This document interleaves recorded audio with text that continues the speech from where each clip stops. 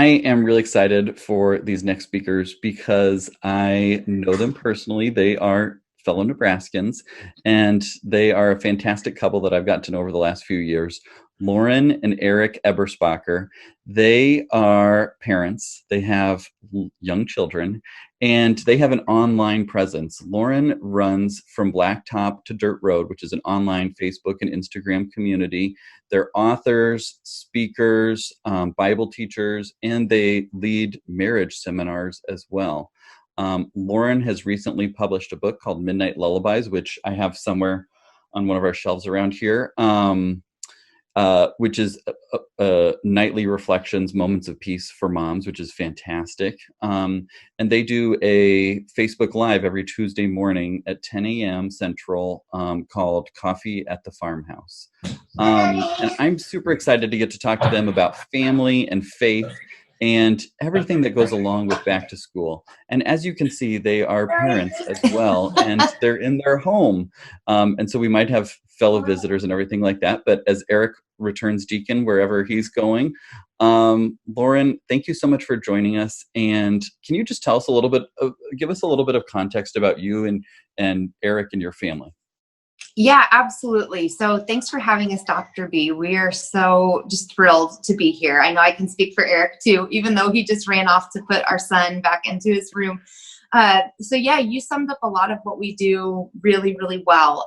Eric and I are so passionate about our relationship with the Lord and teaching the Bible to people, doing it in a way that's understandable and relatable to them.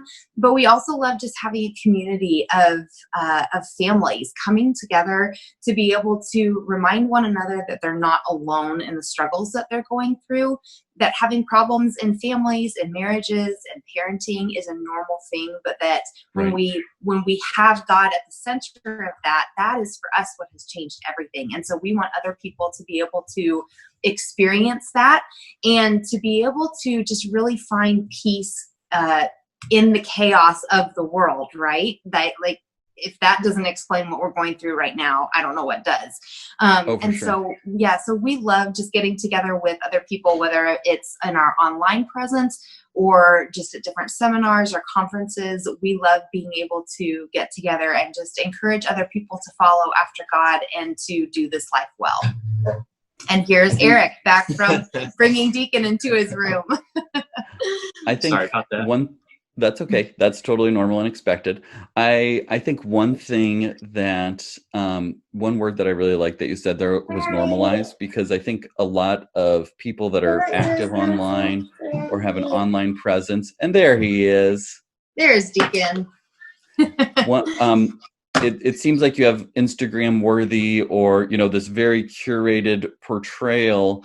And it makes most people feel like, gosh, I could never do that. And it's way too outside because we don't have the bandwidth, the financial resources, the parenting skills, all those things that, like, we can't do that. But what I really like about your message here and what you post online is that it's very normalizing of, like, what bad days look like, what bad seasons look like, what fear and anxiety and worry look like. And those are normal things that parents experience. And it's okay to have those things. Yeah, exactly. And I think that social media is such a great thing. I love social media, but social media, on the other hand, can be something that can be so damaging. It gives us all these super unrealistic expectations that we set for ourselves or that other people might inadvertently put on us. Right. And I just think, to heck with that. I mean, I can give you, like what you said, one of those perfect curated pictures or a post that's like totally happy and upbeat and perfect all the time. But it is kind of just a bunch of bull, and it's not really real life. And so we love to be able to show that, this is real life, and this is where things happen. I think that the thing that really separated that for us was when, after Deacon, who you just saw, after he was born, I was diagnosed with really severe postpartum depression and anxiety, and I still struggle with that. And so I think that for us, that was really a wake-up call of, like, man, I do not have to present this try-hard life on social media. I can just present this real life and do it in a way that that, like I said before, like lets other people in and shows people that you can be vulnerable and that you can be real. And how do we bring God into the middle of it? And so, yeah, it can be really hard to feel the pressure as an influencer or as a teacher or somebody that people follow to put that perfect presence together, but we're just kind of over that. So I'm glad that you're over that, because I think that people need to hear that these things are normal, because postpartum depression and postpartum anxiety 20 years ago, nobody talked about that. 10 years for ago, sure. it was still very taboo. And now that social media and other resources have allowed people to see, wow, this is really common, it's treatable, and it's normal to have these feelings. Like, you don't always have to feel like everything is perfect and life is just grand. And there's help that we can get if we can acknowledge that this is what we're going through and get the support and resources and help that we need. Yeah. And I think one of the things that Eric and I have found is that there's a lot of women who are talking about it more, but there's not as many spouses who are talking about it. And so that is Sure. one thing that we feel like we've really able to explore really well. Eric's been really great about being vulnerable with other husbands and saying, this is how you need to step up as a man. This is Right. what God has called you to do as a husband for your wife. This is, in sickness and in health, better or worse, but it's also mental health, right? And so it's been really cool to kind of see him kind of come alongside and join the forces of that and bring that to social media as well. I think that's such valuable, helpful information for families. So thank you for doing that. And I wanted to talk today about, there's so much fear, anxiety, and worry with coronavirus and back to school, and everything that's going on in the world just seems so uncertain. And you have talked about kind of being a home base for your Yes. kids and for your family. Can you tell us a little bit about what that means to be the home base? Yeah, absolutely. Being home base is just we're big baseball people. I don't know if you know that or not, but like we love our Royals, even though they started out horrible. We're so glad the baseball is back on TV again because we found ourselves watching reruns. But home base is really this like really tangible idea for us. It's a place where our kids can come and slide in and be safe. It's creating a space for them where they can be vulnerable, where they can be brave. With all the chaos that's going on right now with going back to school, there's just a lot of unknowns. There's a lot of changes, a lot of things that our kids are probably going to be missing that they didn't have, in previous years. But Sure. the one thing that we can do as parents, we focus so much. I mean, how many conversations have you and I had about like, how's it going to be like when we go back to school? It's going to be so different. The kids are going to struggle. But what can we make that's constant and consistent at home? Right. And that has been a huge thing for us.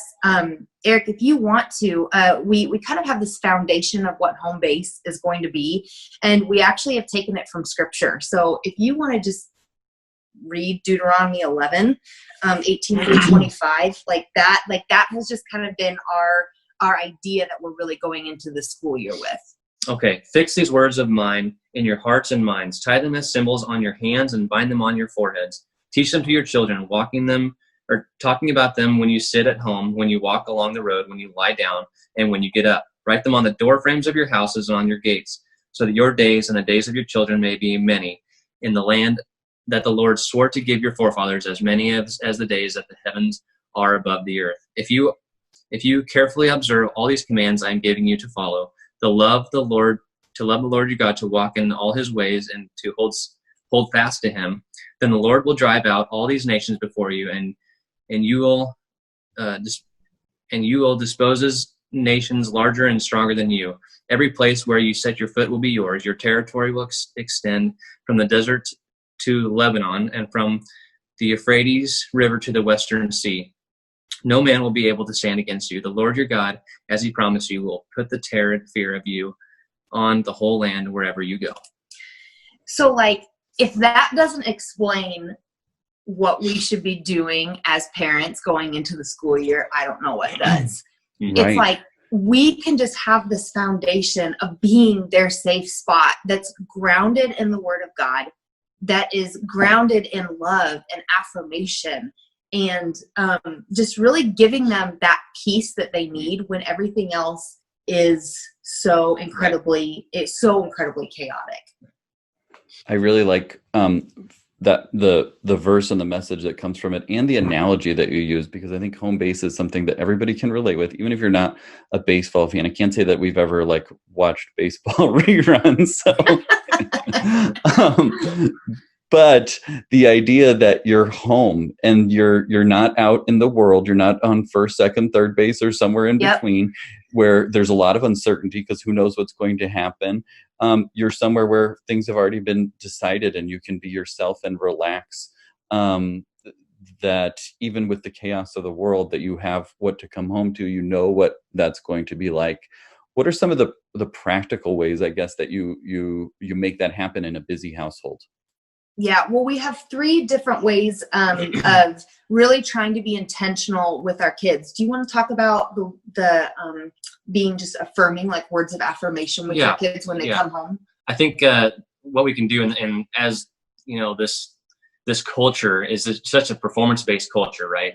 And so we're always thinking, what can our kids do to be better, or to do all the things? Like, I mean, sports, music, school, and that's just not the time to focus on all of that right now. Sure. But it's at home, we want to be more intentional of just giving them, like, telling them how awesome they are just for being them. Tell them how happy how happy they make you. Tell them that you're just so proud of them. I mean, that's something that I felt like, even with our oldest, really gave her and I this special relationship, because she's 7 years old and she's getting into this area where there's friendship drama. Yeah. I mean, 7 years old. I mean, goodness. Right. Yeah. I don't think I had friendship drama till I was in like 5th or 6th grade, but hey buddy. So giving her these words of affirmation, especially during bedtime, a bedtime routine, and that's kind of another thing is like a bedtime routine. That's something that's been really good for us.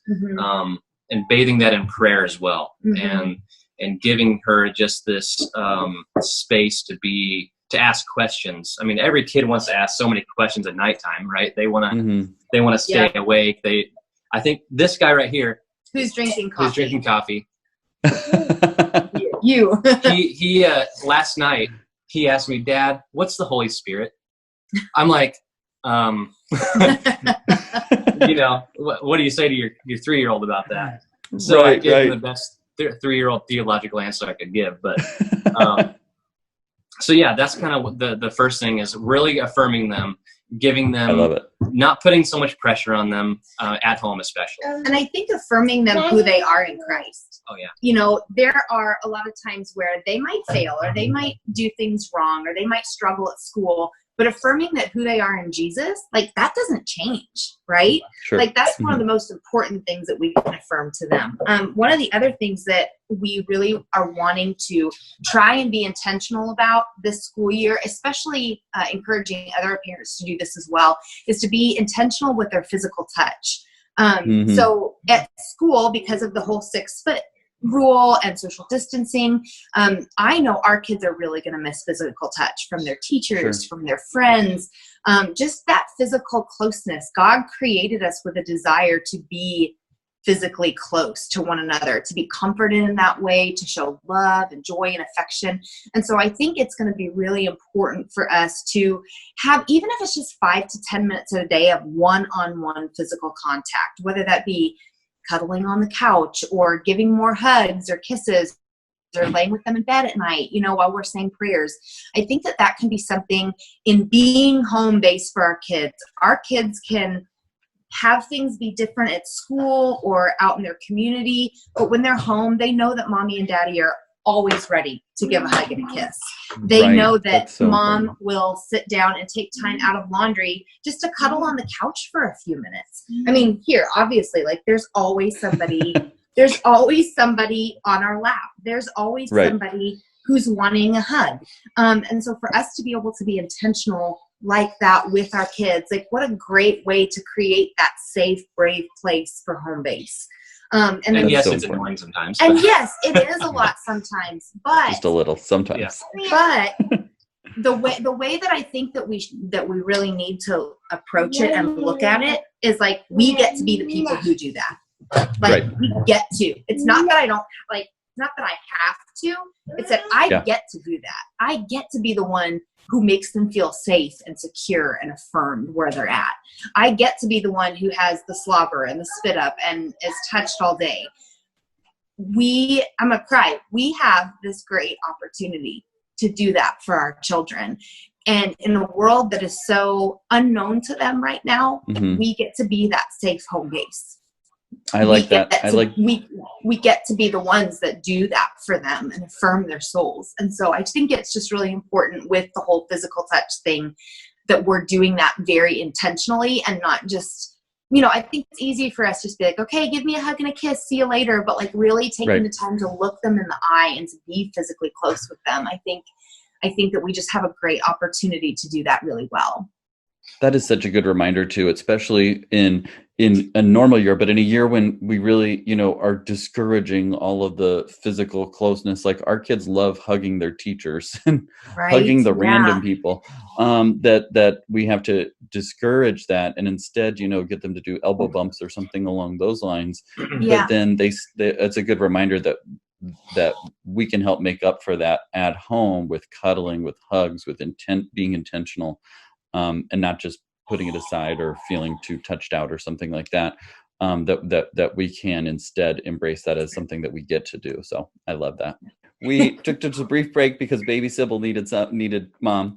And we were talking about all of the different ways, physical touch that you can bring in and prayer is another one too. So I wanted to hear your thoughts on how can you bring prayer in as a way to help with the fear and anxiety and also just bring it into everyday life?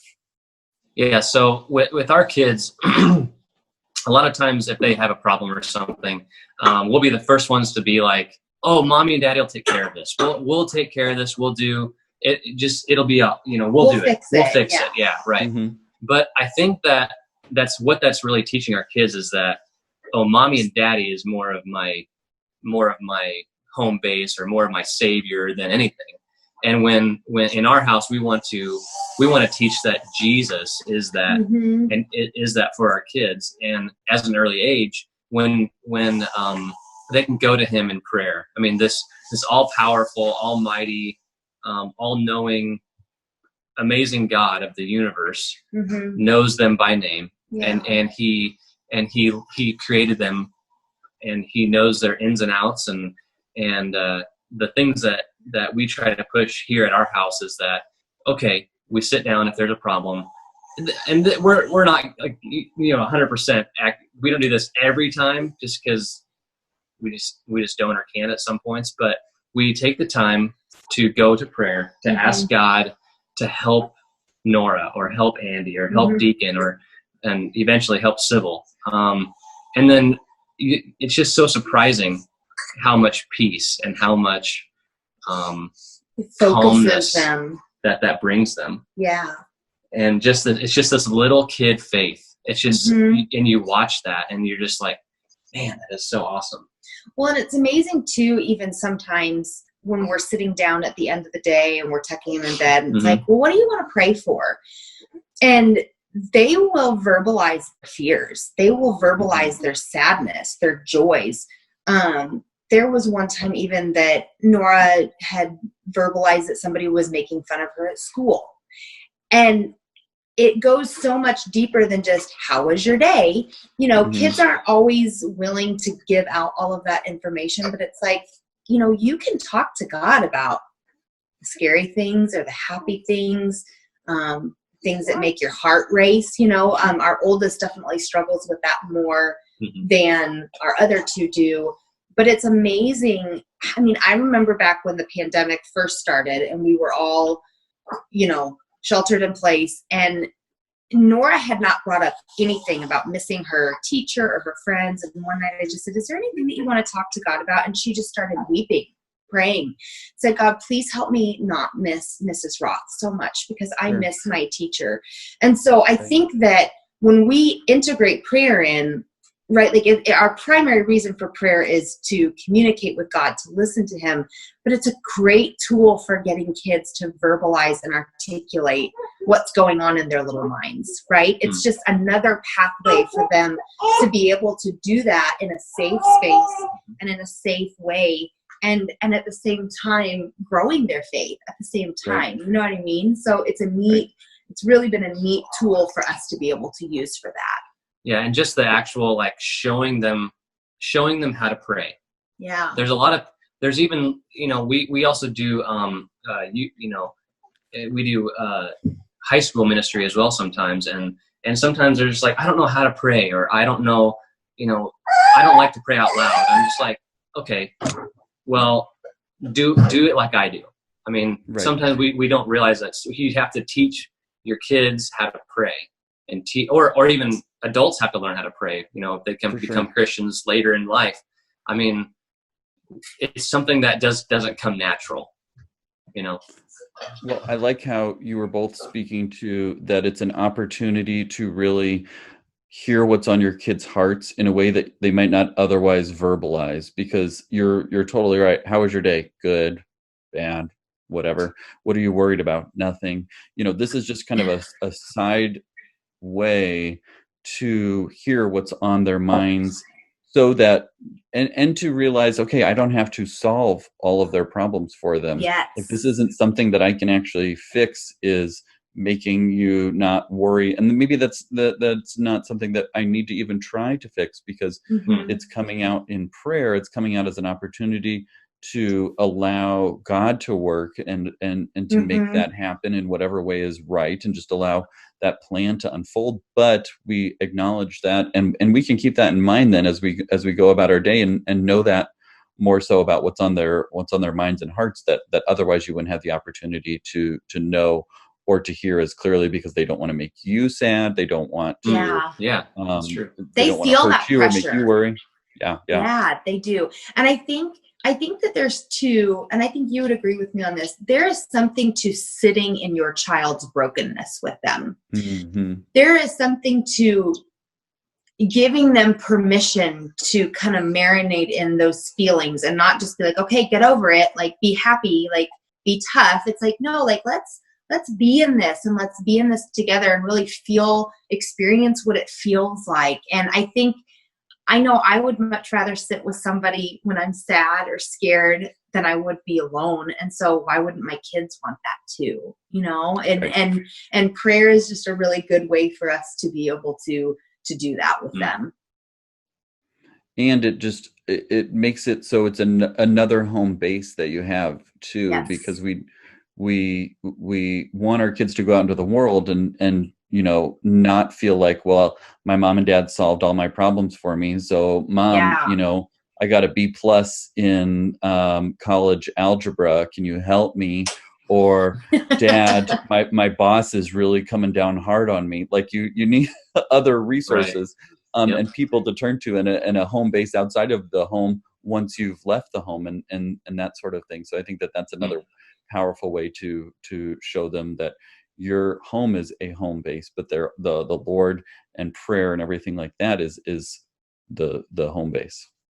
Yeah, and they can take it with them wherever they go. Exactly.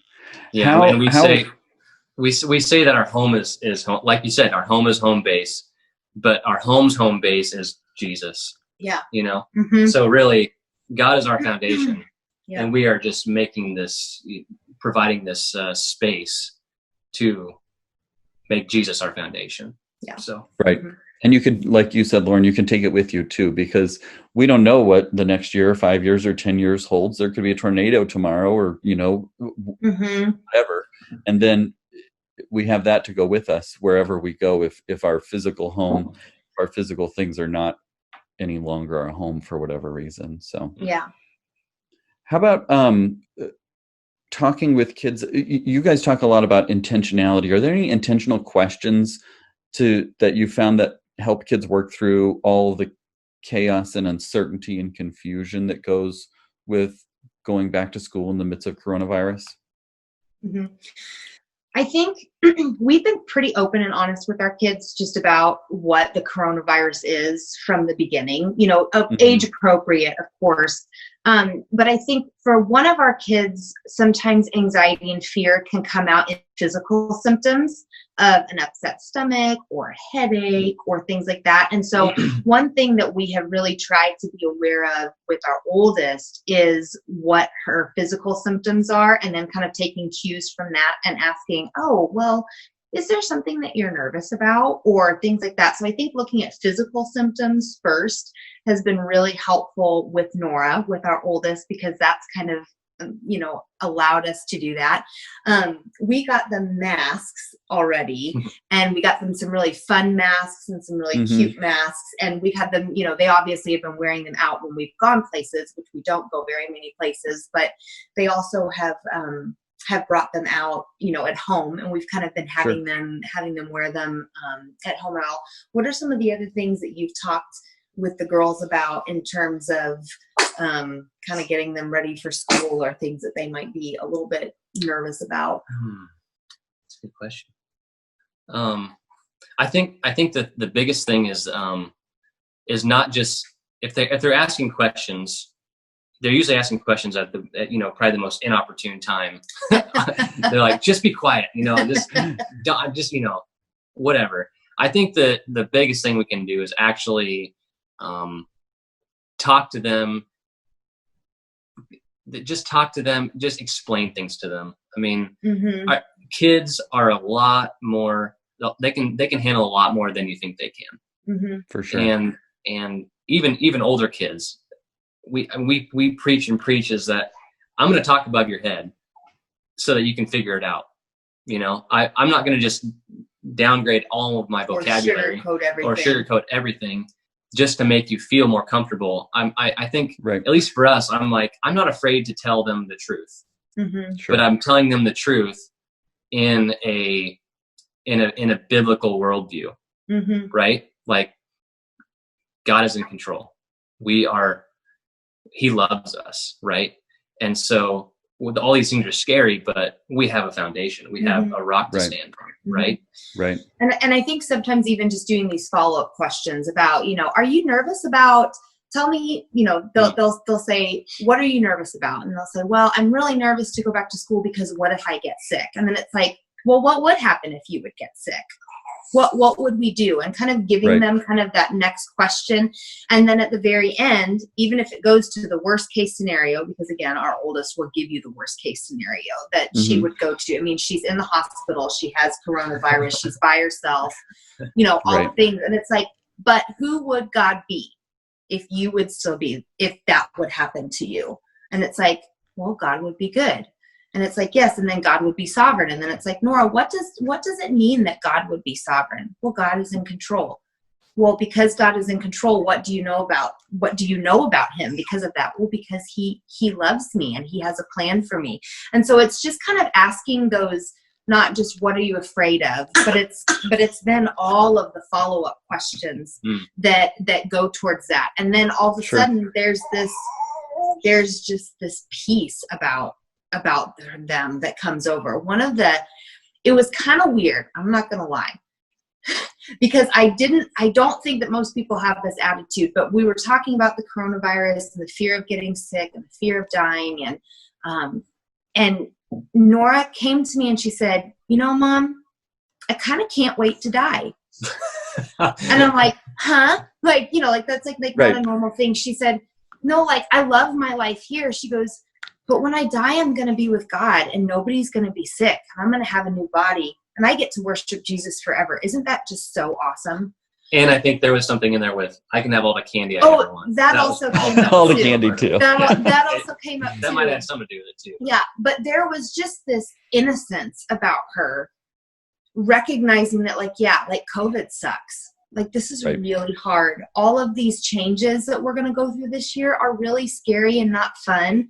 But someday I'm going to be with Jesus. And I think, again, it's just those follow-up questions that we keep giving them just past, oh, what are you afraid of? Don't be scared. But it's going deeper and deeper and deeper into that and reminding them that the sovereignty of God is greater than anything that is scary for them. And so it's just years of teaching that to them moment by moment. And it was kind of neat to see the culmination of that all come together in her mind.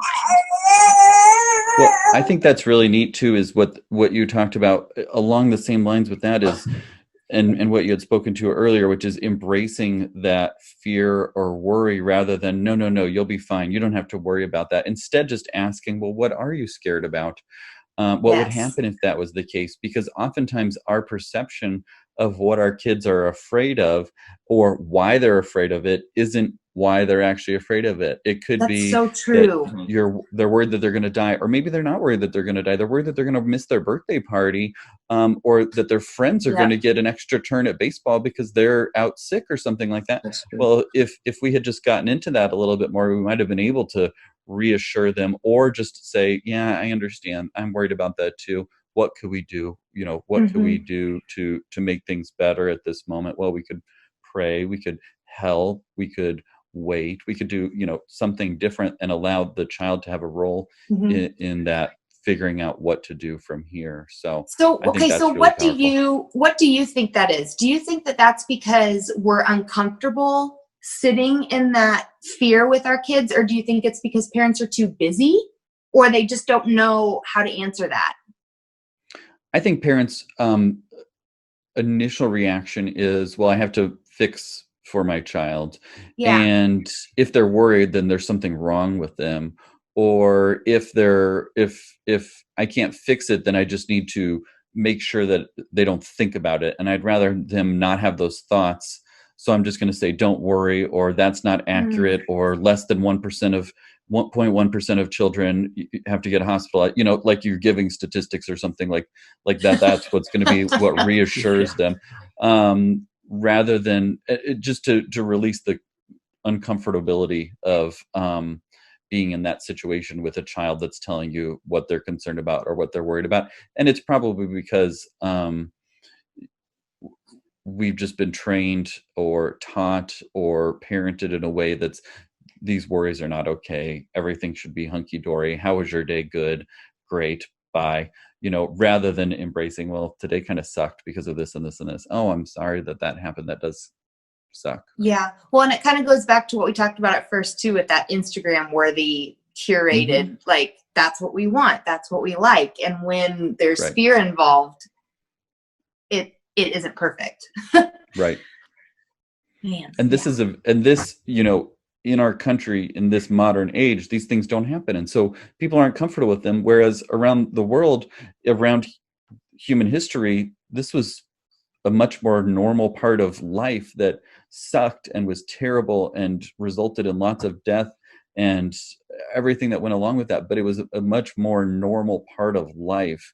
And death was a much more normal part of life. And we've come to fear that and fear worry and uncomfortability to the point that we just have to poo-poo it all away or make sure that we don't have to feel it or experience it. Oh yeah, that's good. Man, yeah. It's gotten very philosophical. but that's like our reality though. Like that is what we are living in. And that's why we're just so glad to be sitting here talking about it, because we need to be having these conversations around our dining room tables and in the van and, on our way to school and things like that. It's just so good that we're talking about it. I think it also helps to allow for gratitude in the moments of COVID despair and anxiety and everything. Is like, well, this does suck and there's lots of bad to be talked about too, but we have food, we have shelter, we have this and that and that. And those are things that we can be grateful for at this moment. We have our faith, we have our family, we have the people that we love. We're able to connect with them over FaceTime, even if we can't get together and see them. If this had been 20 years ago, how would we get in touch with grandma? I mean, there's just so many different things that you can find gratitude in at this moment where it's easy to feel really down on your luck and like everything sucks. Yeah, absolutely. I love that. That's it just really rings like in Philippians 4 when it says, present your request to God. But what do you do it in? You do it in thanksgiving. Yeah. And how many times do we forget about that? And like you just said, you count your blessings. And by the end of it, the peace that transcends all understanding will guard your hearts, This is really cool. Well, It was such a great discussion to have with you two. And I think it really helps to frame it and provide a foundation for families that are trying to figure out how to be the home base for their children, for each other in the midst of all of the uncertainty and chaos. I'm going to put a link below for your book, for your Facebook and Instagram presence, so that other people can hear you and get to see that there is, you know, a lot of good to be had in the face of all of the normal everyday struggles. So, and thank you for allowing, you know, the kids to be a part of this too. Oh, you're welcome. Whether you had planned it or not, because everybody that's watching right now can totally relate, and maybe even drop in the comments an amen if you can relate to the last time that you tried to do a Zoom call and people needed their milk warmed up and we needed fed and we needed to go potty or to be wiped or all those sorts of things. Yep, That's just our normal everyday language. So it's great to get to see that live in action with your family. Yeah, well, and if you do follow us on social media, that is pretty normal. You will get a heavy dose of our kids and crying and bottom wiping and all the things. If you get both of us on the screen at the same time, you pretty much get all our kids on the screen too. So it's a family affair. Yep. Oh, for sure. And yeah, I think that just makes it more relatable and more real. So thank you so much. It's been so awesome to chat with you, Lauren and Eric, and I am grateful for you taking the time and sharing your home and your thoughts and your prayers with us. Yeah, thank you so much for having us. This was awesome. That was great.